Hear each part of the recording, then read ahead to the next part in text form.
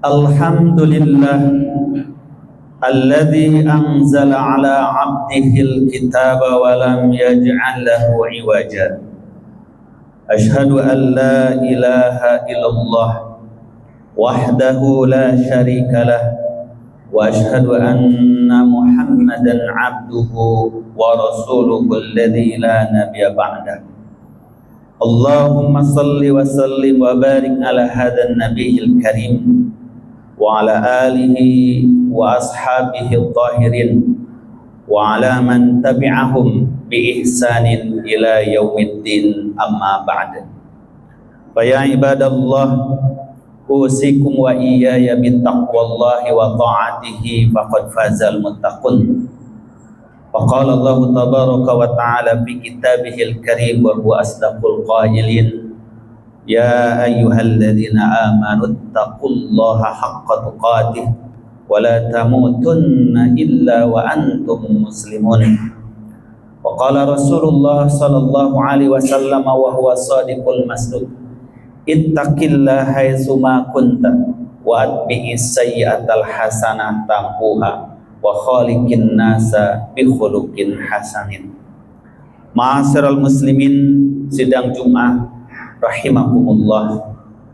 Marilah mengawali pelaksanaan Jumat kita yang penuh keberkahan ini dengan menyanjungkan setulus-tulusnya syukur kita kehadiran Allah Ta'ala atas segala limpahan nikmat karunia-Nya, sehingga kita semua dapat menghadiri pelaksanaan Jumat yang agung ini dalam keadaan sihat walafiat.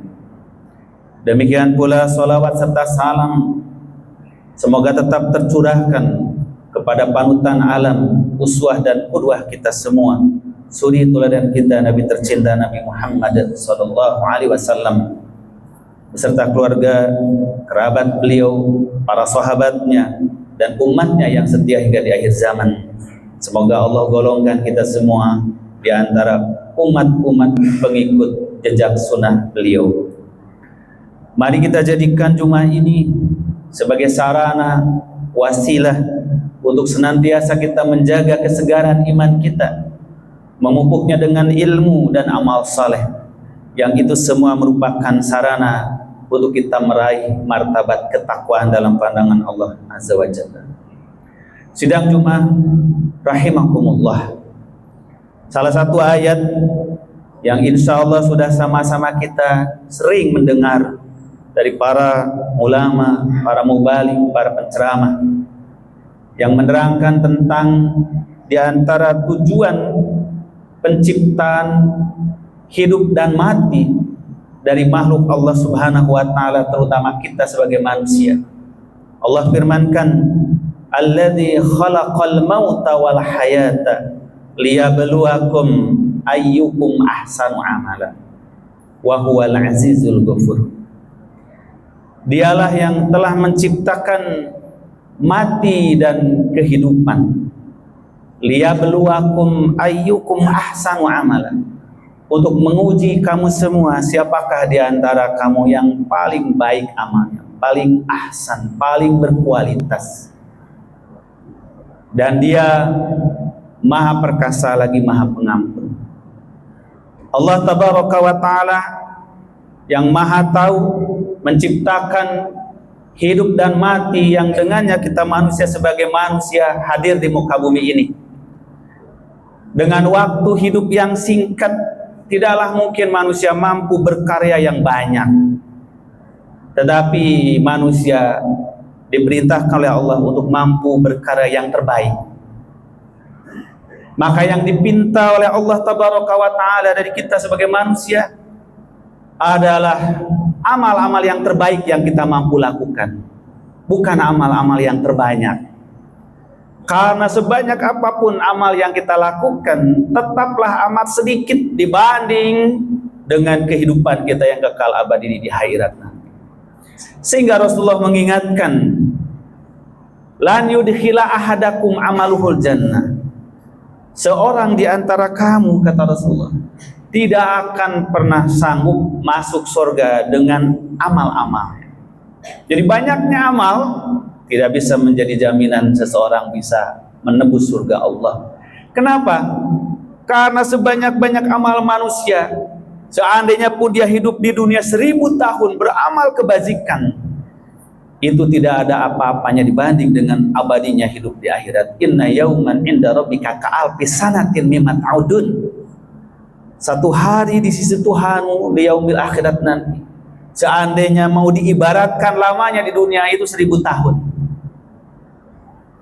Maka percuma manusia mengejar amal yang terbanyak dengan anggapan mampu menebus kekalnya kehidupan akhirat.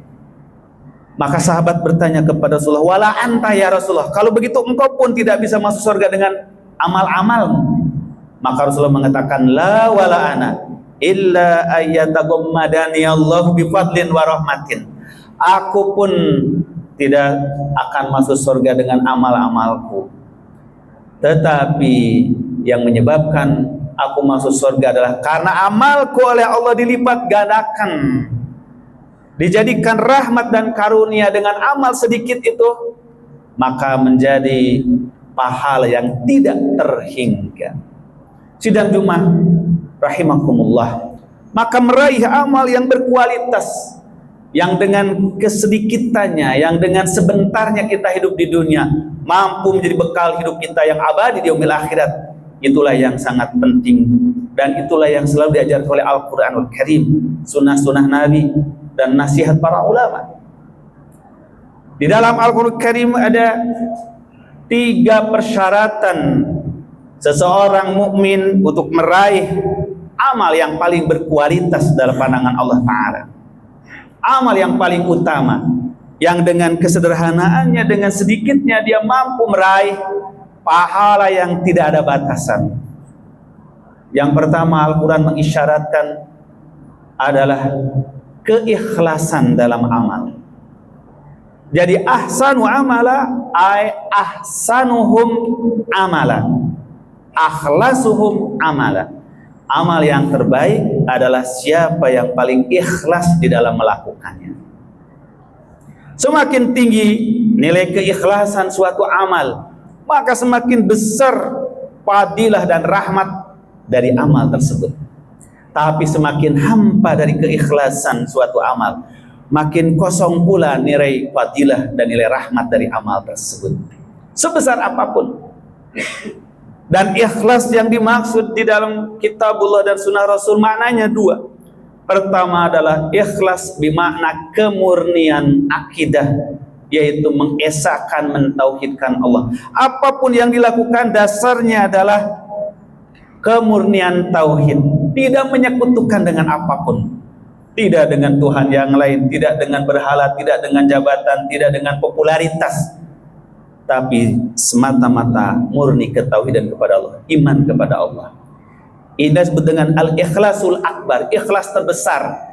Inilah yang tersimpul di dalam surah Al-Ikhlas, qul huwallahu ahad Allahus samad lam yalid wa lam yulad wa lam yakul lahu kufuwan ahad. Surah qul huwallahu disebut surah Al-Ikhlas, padahal tidak ada kata ikhlas di dalamnya. Tetapi makna ikhlas di sini adalah kemurnian tauhid. Maka tanpa beriman bertauhid pada Allah, sedahsyat apapun karya manusia di dunia, itu hanya akan menjadi debu berterbangan di yaumil akhirat. Wa kadzalika auhayna ilaika, dan demikianlah kami wahyukan kepadamu Muhammad, wa 'alal ladzina min qablika, dan kepada rasul-rasul sebelummu, la in asyrakta la yahbatanna 'amaluka wa la takunanna minal khasirin. Sebanyak apapun engkau beramal, kalau engkau menyekutukan Allah, maka hapuslah amalmu itu, dan di akhirat kamu menjadi orang-orang merugi karena amalmu tidak bernilai. Nauzubillah. Maka ikhlas pertama, ikhlas bil aqidah, yaitu memurnikan tauhid pada Allah. Yang kedua adalah ikhlas bin niat, ikhlas dalam niat, tidak dicampuri dengan pamer, riya, sum'ah, mengharapkan popularitas, balasan, dan pujian dari siapapun kecuali hanya dari Allah. Dan ikhlas dalam niat ini adalah buah daripada ikhlas dalam akidah. Tidak mungkin ada orang ikhlas dalam niatnya kalau tidak ikhlas tauhidnya kepada Allah. Rasulullah memberi contoh gambaran dahsyatnya ikhlas dalam niat dan ikhlas dalam akidah terhadap besarnya pahala amal, walaupun mungkin amal itu dianggap kecil dan dianggap sepele. Rasulullah memberikan contoh dengan sebuah kisah masa lampau. Inilah salah satu gambaran betapa dahsyatnya Rasulullah dalam mengajar sebagai seorang nabi yang diberi karunia kefasihan di dalam bahasa. Sabda Rasulullah, kanat bagiyatun min bagoya Bani Israel. Dahulu ada seorang wanita pelacur dari Bani Israel. Ia ingin bertaubat. Lalu ia keluar dari kampung halamannya menuju kampung halaman yang lain. Dari satu desa ke desa yang lain. Di perjalanan dia melewati padang pasir yang tandus. Bekalnya habis, air minumnya habis. Ia mencari di mana ada mata air, di mana ada lembah. Setelah berusaha ditemukanlah sebuah sumur tua yang airnya bening, airnya bersih. Maka si wanita itu mencoba mengambil air tersebut, tapi sulit karena sudah dalam. Sehingga ia harus membuka sabuknya, disobeknya sabuknya dibagi dua, dijadikan tali. Diikatlah sepatu kulitnya untuk jadi timba mengambil air dari sumur itu. Diambillah pelan-pelan. Setelah susah payah dia mendapatkan air seisi sepatu kulitnya itu, lalu dia akan meminumnya. Apa yang terjadi kata Rasulullah? Ketika dia hendak meminum air itu, idra'at kalban yalhasu fiturab. Dia menyaksikan seekor anjing yang menggelepar-gelepar kehausan, menjilat-jilat bibir sumur itu karena saking hausnya dia. Tapi dia tidak bisa menjangkau air itu. Apa yang terjadi bagi si wanita itu? Ia berkata di hatinya, wahai Tuhanku, apakah aku minum air ini atau aku serahkan pada anjing? Barangkali bagi kita apa artinya menolong seekor anjing? Toh binatang buruk. Bahkan dalam hadis kalau anjing liar masuk ke pakungan boleh dibunuh. Tapi si wanita ini mengatakan betapa menderitanya anjing ini dan dia tidak sanggup menjangkau air, sedangkan aku haus masih bisa mengambil air itu. Maka ia tidak jadi meminum air itu dan dia kasihkan pada seekor anjing tersebut. Sehingga anjing itu dengan lahap meminumnya. Seandainya dia bisa mengatakan mungkin berterima kasih, tapi dia binatang lalu pergi dengan tubuhnya yang segar. Apa sabda Rasulullah? Fasyakarallahu laha wa ghafara dzanbaha. Dengan perbuatan itu Allah berterima kasih kepada si wanita pelacur itu dan Allah ampuni dosa-dosanya sebelum dia bertobat. Masya Allah. Apa yang menyebabkan sebesar itu pahala perbuatan seorang wanita? Apakah karena segayung air yang ada di sepatunya? Tidak ada arti apa-apa. Tapi kedahsyatan dalam amal itu adalah niatnya, ketulusannya, keyakinan bahwa di situ hanya Allah yang menyaksikan dia. Tidak ada kameramen, tidak ada wartawan, tidak ada orang yang akan mempublikasi, bahkan dia tidak selfie untuk menyebarkan amalnya. Yang dia yakini, Tuhan, aku tidak tega melihat makhlukmu yang kehausan tidak bisa minum itu. Aku relakan minumanku ini bagi hamba itu. Itulah dasarnya niat, ikhlas karena Allah SWT, bukan karena sebesar apapun. Kita mampu memberi makan orang sekampung, senegara, tapi kalau bukan karena dasar karena Allah, ikhlas, habaan mansur, jadi debu yang berterbangan, tidak memiliki makna apapun. Inilah kualitas suatu amal, ikhlas kepada Allah. Barakallahu li wa lakum bil Qur'anil Karim wa naf'ani wa iyyakum bima fil ayati wa dzikril hakim wa taqabbala minni wa minkum tilawatahu innahu was-sami'ul alim fastaghfiru innahu wal ghafurur rahim.